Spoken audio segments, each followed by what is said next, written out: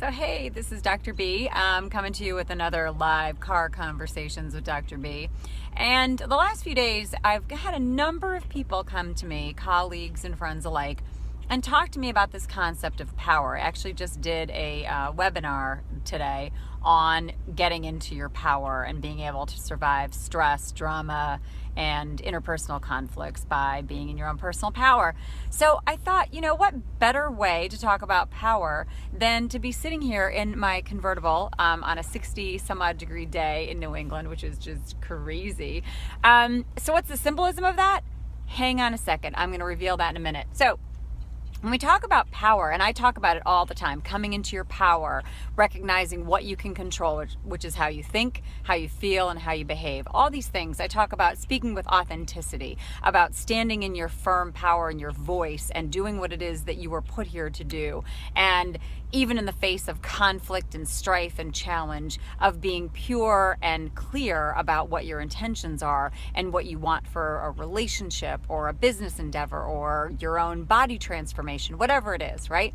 So, on days like this, the beauty, the sun, the birds are chirping if you can hear them, right?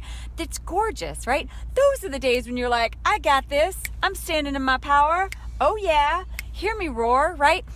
And then there are the days when it's snowing like an MF, right? And it's cold and it's blustery and your tire blows out. Or like me last weekend, I broke down in this very car on a day similar to today in the middle of the major intersection of my town. Yeah, I did.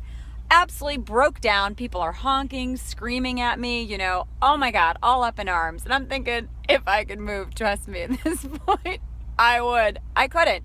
Anyway, it's those days, not these days, those days when I want you to know something about standing in your power that's super duper important, which is it's going to suck. It's going to be hard. It's going to be challenging. And a girlfriend of mine sent me a post today, and she was talking about faith and, carrying through and moving past all this stuff. And she reminded me that, when you are standing in your power, when you are following the path that you're supposed to be following, you're going to get challenges thrown up in your way. And not just little itty bitty challenges. I'm talking big bleep challenges. But why? Well, because you're being tested. Do you really want this? Is this really the direction you want to go in? Is this really the path you want to take? Because the other one's super easy. I mean, it's lazy and not your thing and not where you really want to be. And it's probably not going to bring you much joy or happiness in the long run, but it's much easier. So the path that you're supposed to be on is going to be hard as hell.